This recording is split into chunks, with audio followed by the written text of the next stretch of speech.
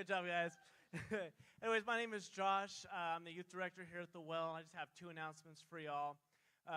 Next week, November 12th, we have our Start Lunch. So if you're new and you want to know more about The Well, what we do here, we would love to have fellowship, talk over lunch, get to know each other. And next week is also our Baptism Sunday. So if you're looking to get baptized, that's the week for you. Let us know. For both of those, Start Lunch and Baptism, scan the QR code in the back of the seats. Let us know you're interested, and we would love to make that happen, all right? Again, thank you so much for coming, and let's make it a great Sunday.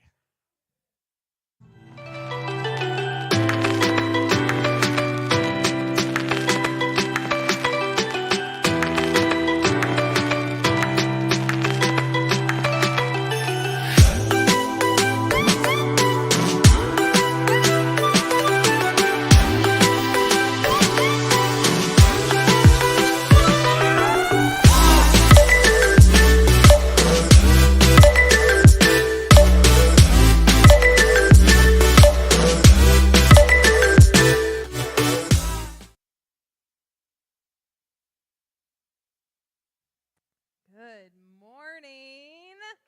How's everybody feeling this morning? Stop it. Get her out of here. Everyone's welcome. No. Can we just do this together? Can we all just celebrate this together?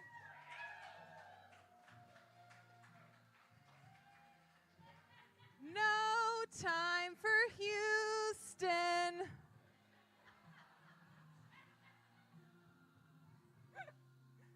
Of the world. Oh, man, I would be just, I'm going to leave this here on the table so that we can look at it the whole time. I would be remiss not to mention our World Series champion, Texas Rangers. We are accepting bandwagoner fans. You are welcome here. We are very excited. We're very, very excited about this. Did anybody go to the parade? Anybody at the parade? Okay, real fans right there in their Cowboys gear. They're like, we just wanted to get close to Jerry World. I don't know. We just ended up with 500,000 people. It was weird. We are going to get back to loving on the Cowboys. I see a lot of the shirts. I know it's a big game today, but we're gonna take the rest of this time to honor the Texas Rangers, the champions. First time ever. Good morning. Welcome to Well. My name is Pastor Brooke. I am honored to be on the leadership team here, and I'm honored to be bringing this message to you today. Jack and Miranda are in San Antonio watching the Aledo High School Marching Band in the state competition. I don't know if it's already over. I haven't heard, so I can see Miranda's bedazzled hat from here, though. So, if they do win, we'll probably hear her yelling if we're here too. So it's good. It's good. Mom voice. I like that. That's very good. So it's kind of surreal. We've been celebrating this World Series championship since Wednesday. 500,000 people were in Arlington at the stadium for the parade where they brought it home. So it is a little ironic today that the discipline that we're talking about is silence and solitude. It's like, it was already ironic because I live in a house with a 1.5-year-old. So silence and solitude is very hard to come by in our home already. And it's also ironic because none of my natural tendencies lead toward silence or solitude. Actually, when my mother-in-law asked me what I was preaching on and I told her that this was the topic, she said, "Oh, great, maybe you can learn something." I was like, thanks. I appreciate you. Because look, there's many of us who are geared more towards the noise, and some of us who are geared towards being quiet. How many of you would consider yourself, you're an alone person? You're like, I prefer to be alone. And I know there's a lot of gray area here, so just which way do you lean more? Where are my people at? Where are my people at? Oh, see? Did you see the difference between the people? Okay. Like, you don't have to be a downtown with 500,000 people person to be a people person. You know what I'm saying? I'm a people person, and you probably couldn't pay me to go down there with that many people around. So Even if you are certain that you're a person who likes to be alone, if you really thought about it, when you are alone, what are you filling that time with? Is it solitude? Is it silence? Because we as humans, especially humans of this age, we're really not wired to sit in our silence. If you think about it, when you're home by yourself, normally you might turn on the TV for a little bit of noise in the background. Maybe you put your headphones in if you find yourself in a quiet situation, or maybe you're playing your video games, or you're getting on the phone with someone. When we're in the car, what's the first thing that happens when you turn on your car? Your radio turns on. You instantly have noise. There's always noise filling the void around you because we never want to be truly alone. There's a lot of insecurity that comes when you are truly by yourself. And so we fill silence with noise when we're alone so we don't feel like we're alone. Is anybody, you're a worker where you kind of put a TV show on, like a binge TV show on in the background, that you've seen it enough times that you don't have to really watch it, but it's just noise. It feels like, especially you people who work from home, right? It just kind of feels like you're in the office and things are happening. So loneliness is inner emptiness, but solitude is inner fulfillment. And so if you're kind of keeping track here, we started this series with inward disciplines: prayer, meditation, study, fasting, things that happen on the inside. And now we've moved into outward disciplines. We talked about service. We talked about generosity. And so you might be thinking, are we going back to inward disciplines? We're not, because this solitude and silence, while it does start inside of you, it has a lot of outward manifestations. So when you can hone in on this discipline of solitude, there's going to be a lot that happens on the outside. And so that's why we're calling it an outward discipline. See, if we possess inner solitude, we don't have to fear being alone because we know that we're not really alone. Teresa of Avila said, "Settle yourself in solitude, and you'll come upon him in yourself." Him in yourself. Jesus practiced solitude frequently, and he did it without apologizing, and he did it without making any excuses or any reasons for himself. There was no guilt when Jesus would practice his solitude. Before he started his ministry, he went to the desert for 40 days, and he was there alone before he went into his ministry. Before he chose his 12 disciples, before he made this very important decision of who he was going to surround himself with, Luke says that he went to the mountainside to spend the night praying. When he learned about the death of John the Baptist, his cousin, his friend, his cohort in this work that he was doing, he withdrew to be by himself. After he did this massive miracle of feeding the 5,000 with the bread and the fish, he went to the hills by himself. When the disciples returned from a mission that he sent them on to do a lot of teaching and a lot of healing, he told them to go to a lonely place. And before his death, he went into the Garden of Gethsemane. He went by himself so that he could pray.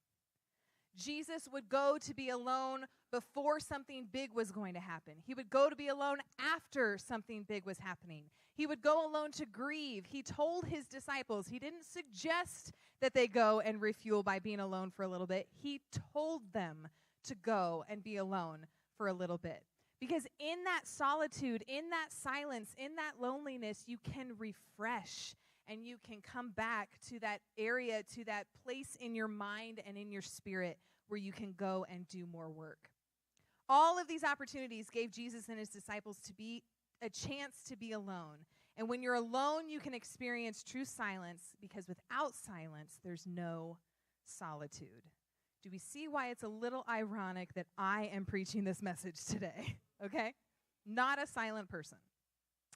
Because the connection between inner solitude and inner silence is inseparable. Silence is a lot more than just no noise. I've only been speechless one time in my whole life, to my memory, and it was when I was a 10-year-old girl, I received a gift that was too generous, a gift that I didn't ask for, a gift that I didn't deserve, but I looked at this gift and I literally didn't have anything to say. It was just a 10-year-old girl who finally ran out of words.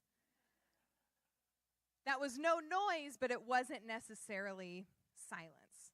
True silence is an act of control. It revolves around control, and that's the key to being silent.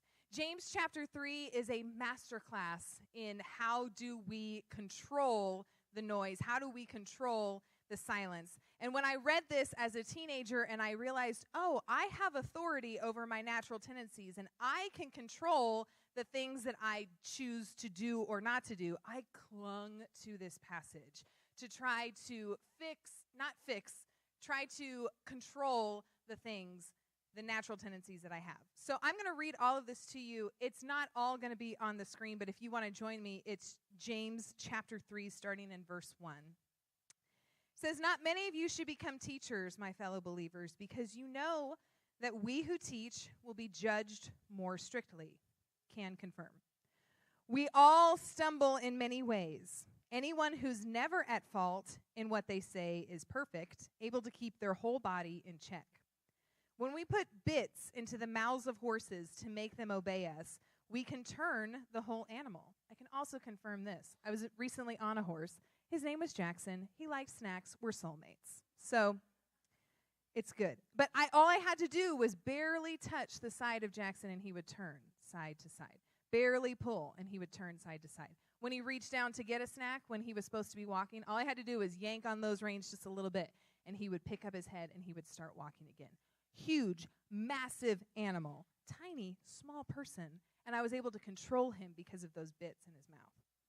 Or take ships as an example. Although they're so large and are driven by strong winds, they're steered by a very small rudder wherever the pilot wants to go. Likewise, the tongue is a small part of the body, but it makes great boasts.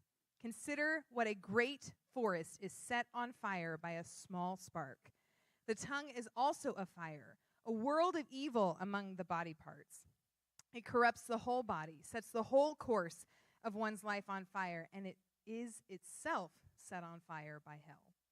All kinds of animals, birds, reptiles, and sea creatures are being tamed and have been tamed by mankind, but no human being can tame the tongue. It's a restless evil, full of deadly poison. With the tongue we praise our Lord and Father, and with it we curse human beings who have been made in God's likeness. Out of the same mouth comes praise and cursing. My brothers and sisters, this should not be. Can both fresh water and salt water flow from the same spring? My brothers and sisters, can a fig tree bear olives or a grapevine bear figs? Neither can salt spring produce fresh water. What happens when you add salt water to fresh water? It just becomes salt water.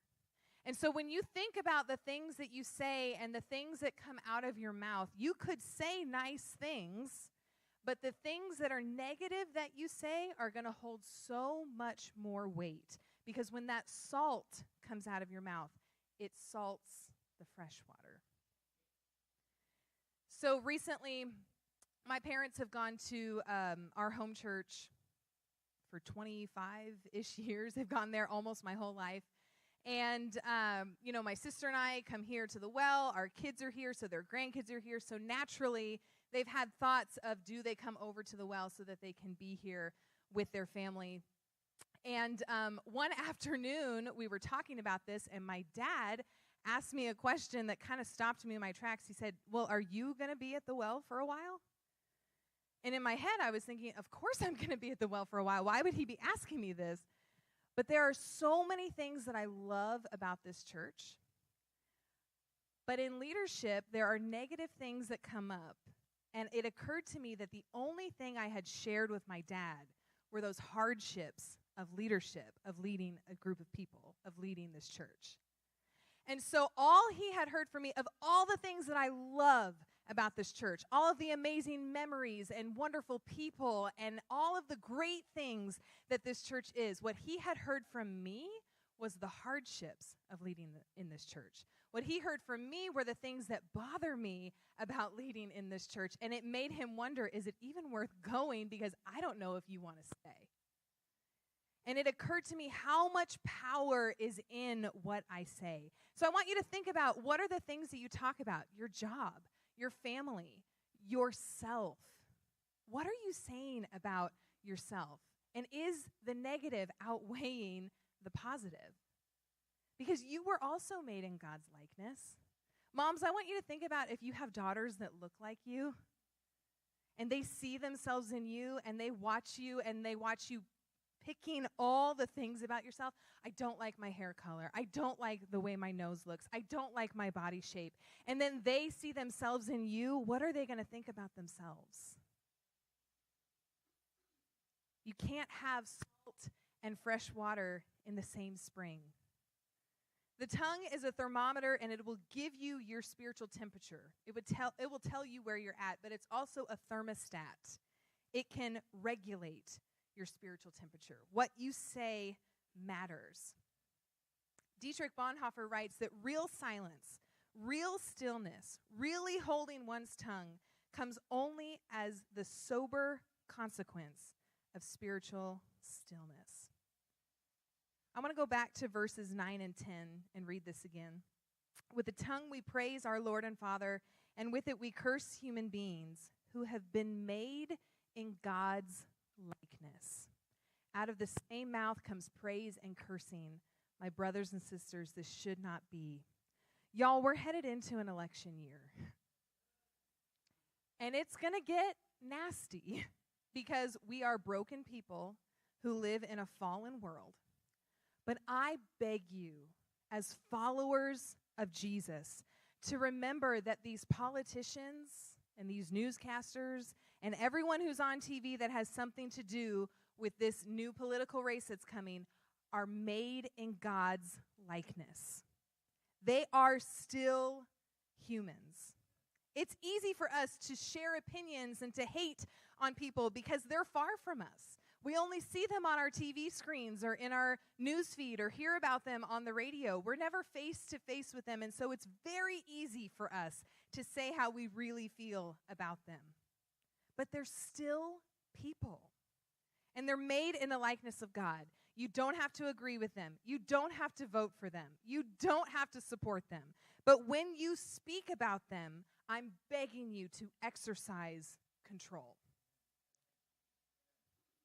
Thomas A. Kempis writes, it's easier to be silent altogether than to speak with moderation. The wise preacher of Ecclesiastes says that there's a time to keep silent and a time to speak. Control is the key. Did your parents ever tell you what? If you don't have something nice to say, you know. We know it. We know. Because here's the thing with spiritual disciplines. We've been talking about these for several weeks, and there's a lot of them. It's a lot of things to try to do. And so we can't let the disciplines control us because that's what they are. They're just disciplines. They're not laws. It's not life or death. They can make you better. But it's not the point of teaching you about these is not to ask you to let it run your life so that you're killing yourself to make sure that you're checking off all of these spiritual disciplines. To live in the discipline of solitude and silence doesn't demand that you need to be silent all the time. A disciplined person is a person who can do what needs to be done when it needs to be done. The world champion Texas Rangers roster, you knew this was coming. They can all hit home runs. They all have the training. They all have the experience. They all have the abilities. But it's when guys like Corey Seager, MVP, can hit a 2-run home run in the bottom of the ninth to tie the game that you see someone getting it done when it needs to be done. A person who's under the discipline of silence is a person who can say what needs to be said when it needs to be said. And see, I know God has a sense of humor because I married a person who's very good at this, okay? I'm a person who needs to talk to fill the void of no noise. When we were first dating, we'd be in the car together, and it would just be quiet. Like, neither of us were talking. And I constantly thought that David was mad at me. I was like, okay, He's not talking to me because he's mad at me. Because in my house growing up, the car was always a noisy place. We were always talking. There was no lull in the car. We were always having conversations or singing songs or playing games or whatever it was. And so we're sitting in the car, and I'm like, are you mad at me? And he's like, no, why would I be mad at you? And I'm like, because you're not saying anything. And he said, I just don't have anything to say.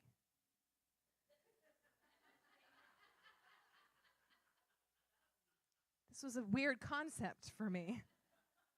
Okay. David is comfortable in silence. And we've been married 10 years, so I'm getting more comfortable in silence. And so I know that God put the two of us together for part of that purpose. But when he does contribute something to the conversation, it's exactly what needs to be said at that time. And some of you have probably experienced this in this room here. Proverbs 25:11 says, like apples of gold in settings of silver is a word spoken at the proper time. Y'all, we ought to just write this on a poster and put it up in our house, because this verse just exemplifies our marriage. Here I am setting the table with silver, and there's nothing wrong with silver, okay? There's nothing wrong with having silver. There's just a lot of it, and it's very easy to come by. But here comes David with his apples of gold, just setting it down, letting the mic drop, and walking away. He is saying the right thing at the right time every time he opens his mouth. He's disciplined in silence. See, if we speak when we should be silent, we're not living in the discipline of silence. But on the same token, if we're silent when we should speak, we're also not living in the discipline of silence. And if we as followers of Jesus could get a handle on this, how different could the church as a whole, the Big C church, all of the church, how different could it be? If we were listening more than we were speaking, what kind of impact could the church have on our world? If we were accepting the invitations of others to see what they're talking about instead of just shutting them down and using our words to reject them, how different would people see the church? In James chapter 1, verses 19 and 20, it says, "My dear brothers and sisters, take note of this. Everyone should be quick to listen, slow to speak, and slow to become angry, because human anger does not produce the righteousness that God desires." Silence always involves the act of listening. Did you ever have a teacher that had the poster in the classroom that said silent and listen are spelled with the same letters? Some of you guys are writing down those two words right now to see if it's right. It is, I promise. I put that poster up in my classroom when I taught. None of them cared. None of them looked at it. In Ecclesiastes chapter 5, it says, "As you enter the house of God, keep your ears open and your mouth shut. It is evil to make mindless offerings to God." In other translations, it calls these sacrifice of fools. It's evil to make a sacrifice of fools to God. And these sacrifice of fools, these are just the foundation for human-initiated religious talk. And you know what I'm talking about when I say religious talk. It's the talk that says that there's no place in the church for you because of who you love.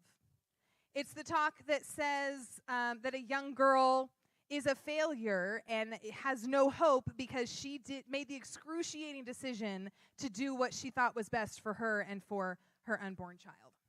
It's the talk that makes it sound like your political beliefs are your ticket to heaven or to hell. It's this religious talk, this sacrifice of fools that happens when we're talking more than we're listening. The passage continues in the next verse. "Don't make rash promises. Don't be hasty in bringing your matters before God. After all, God is in heaven and you're here on earth. So let your words be few." In Matthew 17, Jesus takes Peter, James, and John up to a mountain. He takes them by themselves. And this story, we call it the Transfiguration. And so Jesus reveals himself in his fully God manifestation for Peter, James, and John. And Elijah and Moses both appear here on this mountain. And Jesus in his godly form, and Moses and Elijah are sitting and they're having a conversation. And then out of nowhere, Peter, who is outside of this conversation, jumps in and he's offering to make them a shelter. He's trying to make them comfortable here on this mountain. And Peter is answering even though no one is talking to him. Peter was brought up to the mountain so that he could observe. He was brought up to the mountain so that he could listen. No speaking was required of him when he went up with Jesus. And on the way back, Jesus actually told them to wait. He said, don't tell people what you saw because they're not ready for it. They're not going to be able to understand what it is that you're telling them. But when the time is right, you can tell them what you saw here. When I graduated from seminary, my dad gave me this little Post-it note that he had kept in his wallet for probably 25 years.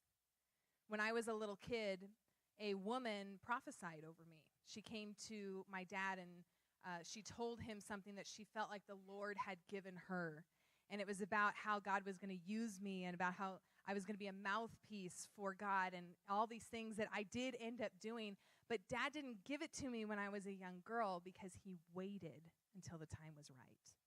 Because he knew if he gave that to me, that it would get into my head and I would start following all of these tracks and start following this path for my life because of what this one person said that she felt like God gave to me.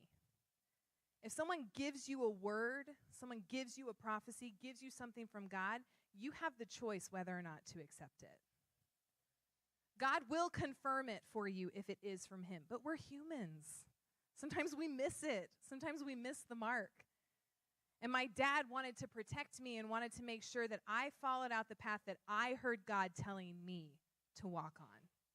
So when I graduated seminary, I guess he decided, okay, I guess she's in ministry for good. I guess this is what she wants to do. I guess God's actually using her. Here you go. There are people that we're expecting to act like Jesus who don't know Jesus. And we're trying to tell them to live their lives, to honor a creator that they haven't given their hearts to. And they haven't witnessed the saving power of Jesus, and so they don't understand why the church would tell them to live or to act in a certain way, because they don't trust in Jesus yet. And so we have to be very careful in when we choose what we say to them. We have to love them differently until they give their hearts to Jesus, and then we can start telling them things about how they should be living.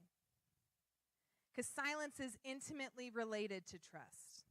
We're accustomed to relying on words to manage and control others. I'm learning that words don't always work when you're trying to control people. My 1.5-year-old teaches me this all the time. I'm like, Brooks, it's time for a bath. No. Brooks, you want to finish your dinner? No. Brooks, stop climbing on that. Falls. Okay. When we're silent, we're giving up control. Who takes control? God does. But in order for him to take that control, we have to trust him with our silence. Silence puts a stopper on self-justification. It sets you free from trying to justify yourself. It lets God do that work for you. God can take care of you, your whole reputation and all. And in solitude, we experience the silence of God. And we receive the inner silence that our hearts are so craving. The holiday season is coming. Is your calendar packed yet? I don't think we could fit one more thing on our calendar already, and it's November 5th. Okay.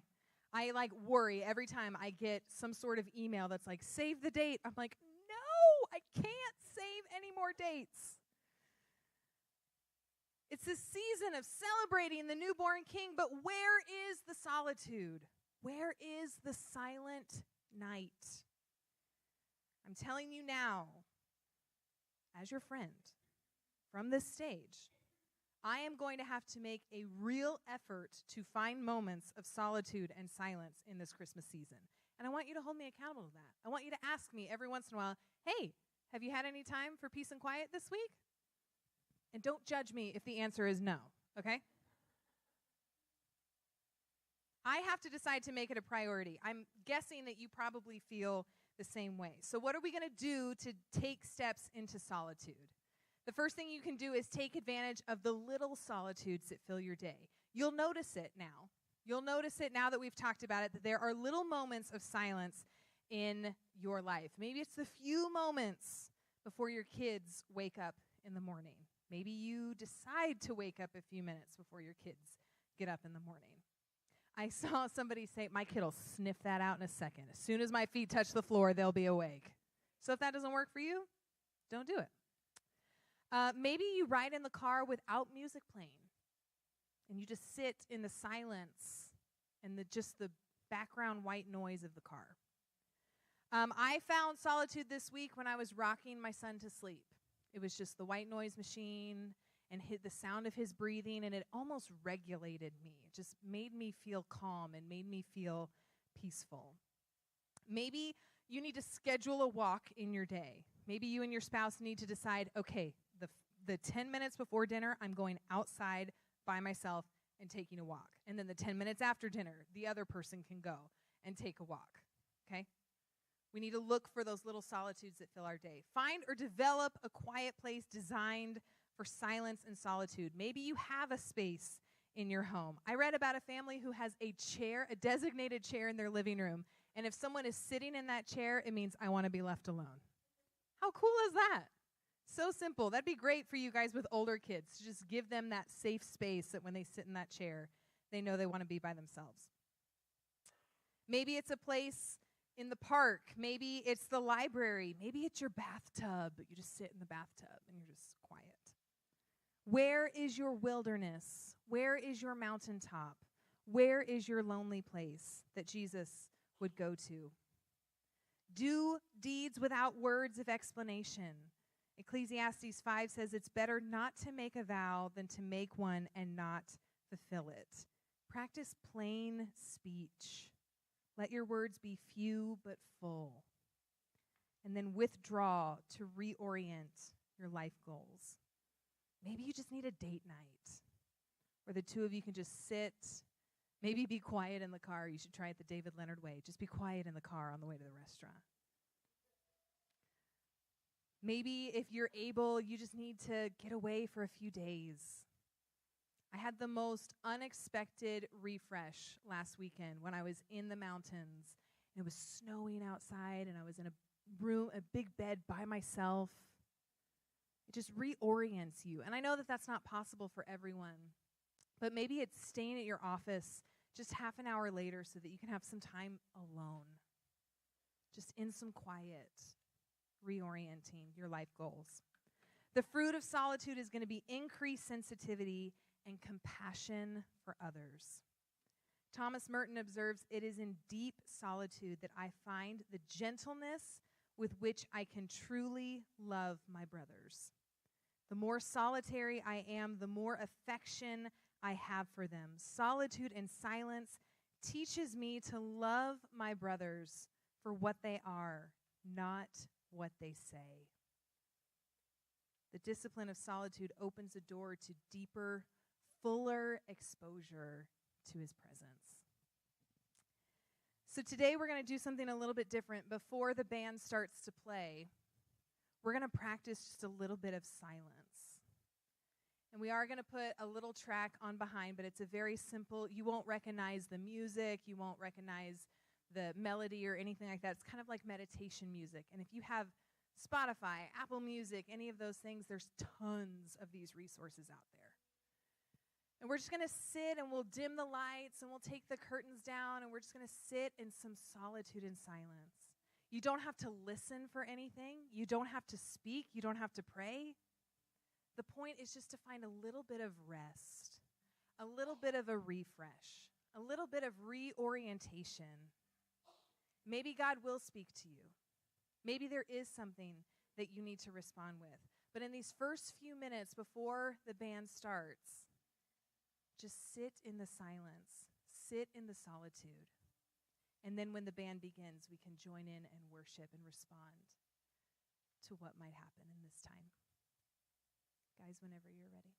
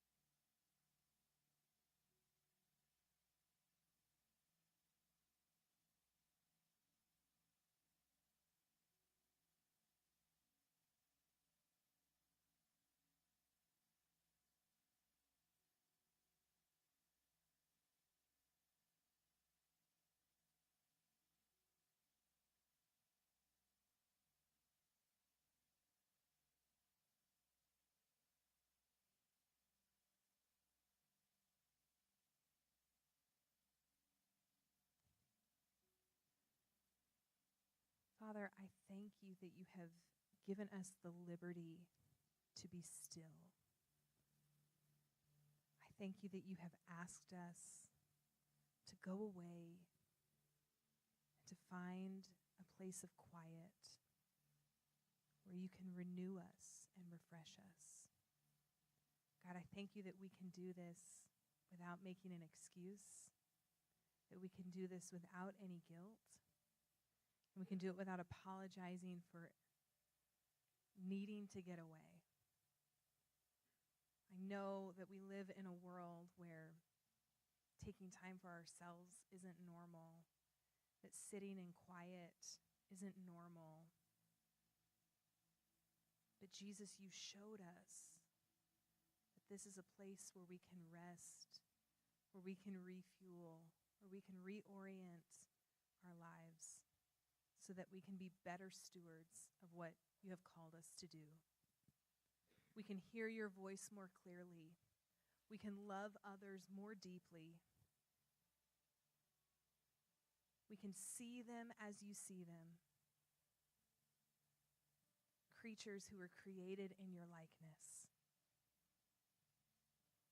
Father, as we enter these coming seasons, the holiday season where everything is busy, let us find peace and rest. Father, next year in the election season, let us be champions of peace. Let the church listen more, speak less. If you're in this place today and you would say, wow, this Jesus sounds okay. This Jesus sounds like something that I could get behind. This is something that I could give my life to. The real Jesus, not the religious talk Jesus. The prayer is very simple. You don't actually find this text in the Bible, but from the rest of the stories of Jesus, this prayer is one that says, I believe that you're the Son of God. I believe that you died for my sins, and I'm giving you my life. I want to honor you with my life. Could we pray this together? Repeat after me. Say, Dear Jesus, I believe you are the Son of God. I believe that you died for my sins, and I accept your gift today. I give you my life. I give you my future, and I'm listening to your voice. We love you, Jesus, in your name. Amen. The band is going to do a song, and we invite you. You can worship. You can continue to sit in your quiet. And then Courtney's going to close us out.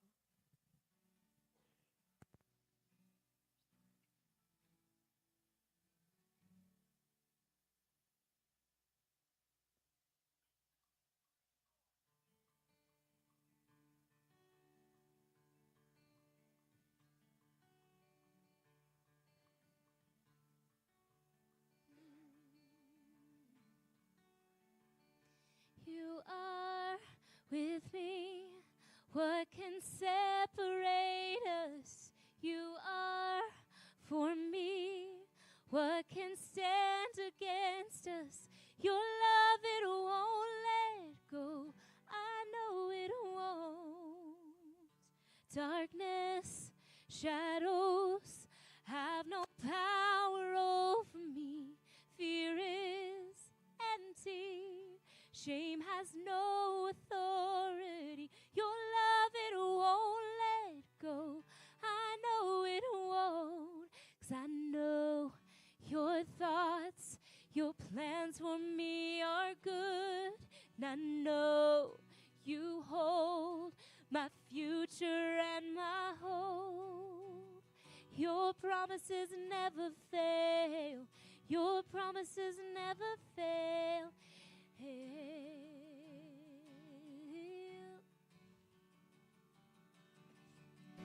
Healing, freedom, you speak favor over me.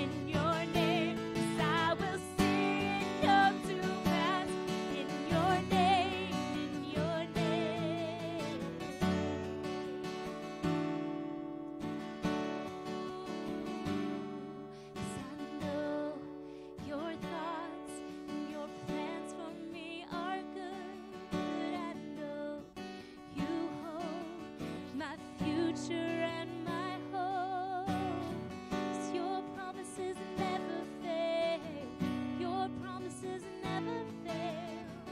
Your promises never fail. Your promises never fail. Thank you, Jesus. Aren't we glad that we serve a God whose promises never fail? Such a theme today. He is so good. And I love that part about it says that, Jesus, I will trust every word I hear you say. Jesus is someone who never said anything that didn't have purpose, right? Like everything that came out of his mouth, we can take as gold. So I love that. Everything he's told us, everything we felt in our heart, he makes those promises come true. So, God, you are so good. Thank you, Lord. All right, as we close out this morning, I wrote it down. Colby told me to, and then I can't find it. But anyway, I'm going to make sure I remember. All right, so just a reminder, Josh pointed this out already. Next week, we have a start lunch. We really want you to be there. If you're new, please come, because we want to get to know you and be friends, okay? And that's how we do it, by eating together. Right, guys? We're Texans. Okay, cool. So we're going to eat together. Please be a part of that. There's a sign-up on our amazing church app and our amazing little technology where you can take a picture of the QR code in front of you and you can just sign up for stuff. It's amazing. And then next week we also have baptism. Reiterating what Josh said already, I know. But please sign up. Encourage other people that you know are ready for this stage of their life to be a part of it. Baptism's like one of my favorite things. Do y'all get excited about it? It is just so fun when you make a choice and you're like, I'm going to go get drenched to tell people that I love Jesus. It's just a good day, right? Alan's with me. Okay. All right. So that's all the announcements I have for you guys today. I really hope you have a really good Sunday. It's going to be good weather for like a minute, and it's going to get hot again, so enjoy it today. And just remember that everyone is welcome. Everybody matters, and anything is possible. All right. Thank you, guys. Bye.